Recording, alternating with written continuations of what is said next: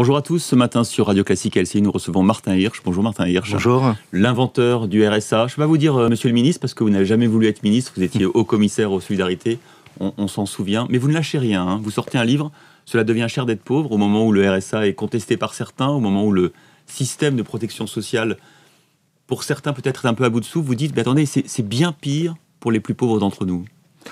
Oui, alors il faut effectivement jamais rien lâcher, je trouve, quand on est vraiment passionné par ce qu'on fait et quand on pense qu'on peut être utile. Il ne faut pas se laisser intimider par les remises en cause. Alors effectivement, ce livre a deux propos. Je dirais le contexte général, c'est-à-dire il y a des manières de, sans dépenser plus d'argent public, puisqu'on voit que les caisses sont un peu vides et qu'il y a toujours des difficultés pour les remplir, pour traiter mieux les questions de pauvreté. Et donc j'ai pris un sujet qui en général passe totalement inaperçu, qui est qu'il y a une partie des dépenses sociales qui en fait couvre des surcoûts payés par les pauvres, donc qui ne servent strictement à rien. Il vaut mieux essayer d'agir sur les dépenses des plus vulnérables, des plus modestes, plutôt que de donner des prestations qui vont faire une accumulation des prix, etc. Vous êtes mal placé parce que vous avez créé une nouvelle prestation qui s'appelle le RSA et vous savez que vous partez avec un handicap parce que vous êtes très contesté pour ça. Alors, je n'ai pas créé vraiment une nouvelle, j'en ai transformé 3. Parce qu'avant, il y avait le RMI, avant, il y avait l'allocation parents isolés, avant, il y avait la prime de retour à l'emploi, et on a essayé de les mélanger. En revanche, je suis le premier à critiquer le fait qu'on n'ait pas allé jusqu'au bout des choses. Donc, je n'attends pas, moi, que les autres fassent le droit d'inventaire pour moi. J'ai été le premier à le faire, même au moment même où je quittais le gouvernement, en disant, attention, on n'a pu faire que la moitié de ce qu'on devait faire, il faut faire l'autre moitié si on en a des inconvénients. Est-ce que vous êtes content quand même de ce qui a été fait sur le RSA ? Je ne suis pas content qu'on le laisse au milieu du gué et qu'on ne le bouge pas. Je le dis souvent. Et je prends des exemples archi simples. Je trouve qu'on nous a... On a mis en place des systèmes pour être sûr que le système n'explose pas. Puis finalement, on empêche les gens d'y avoir recours. Quand je dis mon exemple hyper simple, c'est... Je prends l'exemple d'une famille qui a le RSA parce qu'elle est au chômage depuis une longue durée, qui a un enfant de 20 ou 21 ans, qui a bossé cet été, qui a pris un petit job d'été, je sais pas quoi, dans un fast-food comme serveur. Et bien, le trimestre d'après, aujourd'hui, on va supprimer le revenu de solidarité active des parents. Parce que l'enfant a travaillé. Parce que l'enfant a travaillé et a apporté peut-être 2 000 euros dans le foyer. Je pense que ce sont le type de réglages sur lesquels il faut revenir vite et vite. Vous voulez dépenser encore plus d'argent ? Non, je pense que sur le RSA, vous savez, c'est quand même la seule réforme pour laquelle on a apporté plus de recettes qu'on ne dépense aujourd'hui. Donc c'est ça ce qui me rend fou. Vous avez créé une nouvelle taxe pour ces recettes. Ah oui, on a créé une nouvelle taxe. On a créé une nouvelle taxe pour qu'elle aille dans la poche des travailleurs modestes. Sur les transactions financières. On a créé une nouvelle taxe il y a 4 ans et demi pour qu'elle aille dans la poche des travailleurs modestes. Et puis finalement, on a mis des verrous. Le RSA marche à moitié et le reste est utilisé pour autre chose. Vous n'êtes pas à contre-courant là, parce que vous avez vu un petit peu la petite musique qu'on entend en ce moment, c'est-à-dire c'est que le système de protection sociale est à bout de souffle, que plutôt que de réfléchir aux dépenses qu'on crée une nouvelle taxe. On est en plein débat, évidemment, sur la taxation de l'épargne, sur l'écotaxe. Je serais très malheureux si j'étais à contre-courant quand je dirais que quand on annonce quelque chose, quand on trouve un financement, on l'utilise pour autre chose. Si c'est être à contre-courant de dire que l'argent doit aller là où il doit être destiné, et quand on crée un prélèvement et qu'on dit aux gens, soyez solidaires des salariés modestes, quand on dit aux gens, comme je le dis dans le livre, ça sert à rien, on ne peut pas augmenter le SMIC, sinon on va augmenter le coût du travail. Voyons des manières de garder notre économie compétitive. Et donc, apporter... Non, attendez. Moi, je me fais l'avocat pas du diable, je me fais l'avocat de ce qu'il faut faire. Et donc, quand on dit il faut soutenir les salariés modestes, parce que s'il y a des travailleurs pauvres, ça n'encourage pas les gens qui sont au chômage à reprendre du travail, etc. Si je dis il faut juste aller jusqu'au bout de ces idées, si c'est être à contre-courant d'aller jusqu'au bout de ces idées, oui, je suis à contre-courant et j'invite tout le monde à venir avec moi dans la rivière à contre-courant. Parce que si c'est suivre le courant, c'est simplement suivre les idées qui passent, variées d'avis comme de chemise, dans ce cas-là, il ne faut pas rester. Il vaut mieux nager à contre-courant. C'est effectivement un peu plus compliqué. Il faut avoir les bras un peu musclés. Vous parlez de François Hollande, que vous dites changer d'avis comme de chemise ? Non, pas du tout. Je ne parle pas de François Hollande. Je parle de celles et ceux qui estiment qu'il faut diminuer les déficits sociaux. Et puis qui disent, oui, il y a 2 choses qu'on n'a pas le droit de faire, il faut diminuer les déficits sociaux, etc. Oui, il faut les diminuer. Il y a 2 choses qu'il ne faut pas faire, il ne faut pas créer de recettes supplémentaires, et puis il ne faut pas abaisser les dépenses, parce que c'est jamais bon. Qu'est-ce qu'il faut faire ? Il faut faire les deux.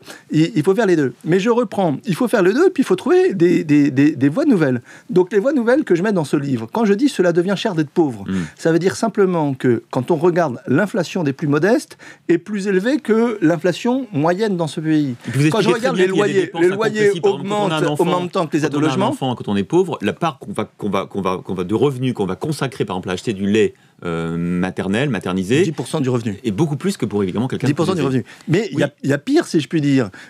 Regardez la question des lunettes aujourd'hui, sur lequel les gens qui ont une mutuelle doivent payer quand même 350 € de leur poche pour avoir des lunettes de vue correctrices. Regardez... donc j'ai pris des exemples qui vont de la vie quotidienne, les mini-doses de shampoing et de lessive jusqu'à les tarifs d'assurance, pour dire on a un truc à l'envers. On a un truc qui a été conçu il y a 30 ans et qui ne marche plus à la société d'aujourd'hui. On s'endette au taux du crédit à la consommation, oui, alors que 18%. Dès qu'on est un petit peu plus riche, on a un taux du crédit à 4-5%. Voilà. Donc il y a une chose totalement paradoxale, parce que on voit bien ce qui s'exprime autour du ras-le-bol fiscal, on paye trop d'impôts. Payer des impôts pour aider les gens, je pense que tout le monde est pour. Payer des impôts pour nourrir un système qui ne marche pas, tout le monde est contre. Voilà. Donc je ne suis pas là simplement à dire qu'il faut plus de prestations, je dis celle qu'on a créée, il faut la tenir. Et par ailleurs, en matière de santé, je pense que ce qu'on doit sortir de sa poche doit être plafonné en fonction de son revenu. Chacun doit apporter une petite contribution. Je suis contre les effets de seuil qui font qu'à 1 € près, tout d'un coup, on ne bénéficie plus des aides. Alors on va aller un petit peu plus loin, parce que j'ai lu votre livre et je me suis dit, finalement, est-ce que vous ne faisiez pas le même diagnostic, mais sans l'assumer autant, par exemple, qu'un Alain Min qui, à 10 ans, nous expliquait que finalement, le système de protection sociale, il bénéficie essentiellement aux classes moyennes, mais qu'on ne peut pas le dire parce que c'est politiquement incorrect, et que finalement, les plus pauvres, eux, en sont finalement assez peu bénéficiaires. Je ne connais pas très bien les analyses d'Alain Min, mais moi j'ai toujours dit que ça ne servait à rien d'opposer d'une part les pauvres entre eux, et d'autre part les pauvres et les classes moyennes. Donc ça fait des années que je suis pour les systèmes qui sont plutôt progressifs, un truc logique, que ce soit pour les prestations familiales, que ce soit pour la santé, que ce soit pour la retraite, que ce soit pour les systèmes de lutte contre la pauvreté. Je suis contre un système dans lequel l'économie court le plus vite possible et puis va nourrir... Je suis contre l'assistanat, par exemple. Voilà. J'ai jamais été pour l'assistanat, pour que la société tourne vite et maintienne à bout de bras une partie de la population. Je suis pour les choses progressives. C'est assez simple. C'est ce qu'elle fait un peu, la société. On soutient fortement les plus faibles, moyennement les moyens, et puis plus faiblement les plus privilégiés. Le RSA est critiqué pour cette raison. On vous dit que c'est un nouvel instrument de soutien d'assistanat. Oui, mais c'est une couillonnade de dire ça, si vous me passonnez l'expression. Et c'est de la mauvaise foi. Et moi, je ne supporte pas la mauvaise foi. L'argent du RSA soutient à 100% des gens qui travaillent et qui complètent leurs revenus. Voilà. Seulement, il y a aussi la partie ancien RMI. Oui, ben celle-là, on l'a pas supprimée. C'est pas celle-là. On a rajouté quelque chose. Voilà. Donc l'argent supplémentaire va là. Donc je veux dire, il faut arrêter. C'est comme les gens qui vous expliquent que quand je vois un hebdomadaire qui fait sa une sur la France des assistés, sans dire un mot de ce qu'on peut faire, de ce qu'on doit faire avancer, je pense qu'ils font pas leur boulot. Ils font leur boulot peut-être de vendre du papier, et encore, je suis pas sûr que ça marche à tous les coups, mais ils font pas leur boulot d'expliquer qu'on peut faire mieux, qu'on peut s'en sortir, qu'il y a des choses qui vont dans ce sens-là. Voilà, donc critiquer pour critiquer, je trouve que dans ce moment de crise, c'est malsain. Comment vous ressentez ce débat actuel sur la fiscalité, ce débat sur la fiscalité de l'épargne, celui sur l'écotaxe qui va être tranché aujourd'hui par le gouvernement? Est-ce que le gouvernement s'y prend bien?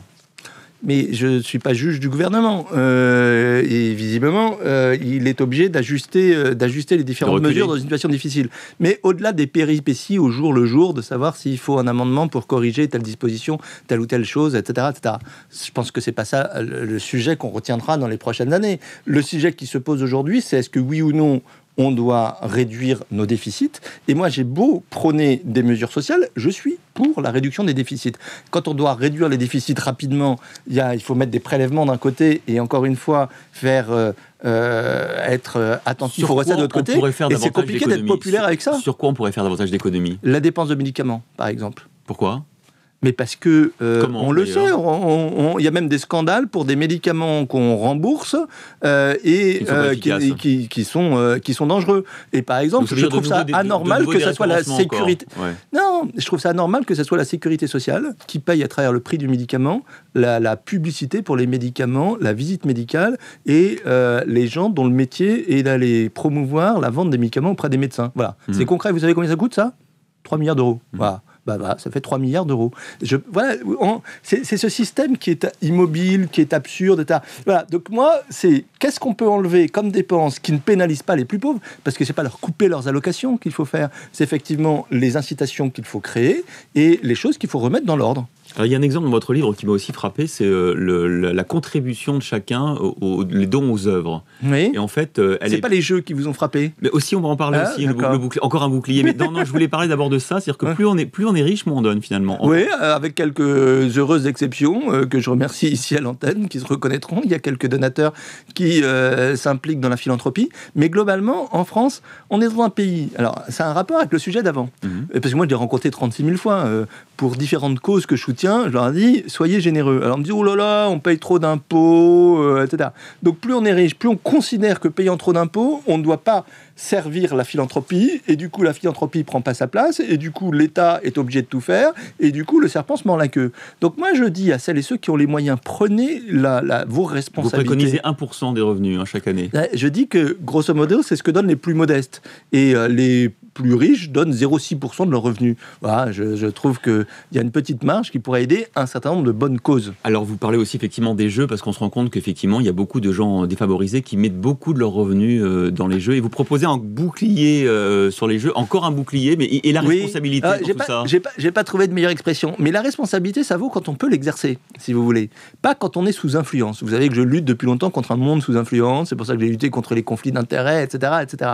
Et les jeux, on est sous influence, parce que d'abord, on est dans l'ignorance. Il n'y a pas une seule personne qui sache le montant que les Français jouent par an, c'est-à-dire 37 milliards d'euros, autant que le budget des allocations familiales. C'est énorme. C'est ça ce que je dis. Et moi, c'est un raisonnement que j'ai fait en allant dans les bistrots, en regardant les gains, le montant des gains qu'ils affichaient. Je me disais, mais zut, d'un côté, on va donner de l'argent, de l'autre, il va retourner dans les caisses du PMU de la Française des Jeux. Et qu'est-ce qu'il faut faire? Alors, comment vous empêchez les gens de jouer? Écoutez, je ne connais pas vraiment la solution. Je dis la première chose, c'est on en parle. Deuxième chose, on se dit, est-ce que c'est normal? Troisième chose, je dis, est-ce qu'il ne faut pas oublier qu'il y a là-dessus un impôt que j'appelle l'impôt sur l'infortune, puisqu'on prélève 10 milliards d'euros au passage, il n'y a que 27 milliards qui rentrent dans la poche des gens. Et quatrièmement, je suis sûr qu'on peut moins inciter qu'on ne le fait. 80% des grands joueurs sont des gens qui gagnent moins de 1100 euros par mois. Et cinquièmement, il y a peut-être une manière de ne pas faire le panem et circenses de nos amis les Romains d'il y a 2000 ans. Une dernière question, un chiffre, vous êtes président de l'agence du service civique. Combien de jeunes se sont finalement volontairement ont fait leur service civique avec 50 000. 50 000. On a fêté, il s'appelle Jason, il fait son service civique à s'occuper de jeunes autistes et il était la semaine dernière le 50 millième volontaire en service civique et on en attend beaucoup. On a plein de candidats et 3/4 d'entre eux sont soit au boulot, soit en stage, soit en études, 6 mois après leur service civique. Un éternel indigné était ce matin avec nous, Martin Hirsch. Un éternel proposant, voilà, à contre-courant. Cela devient cher d'être pauvre. Merci Martin Hirsch. Merci.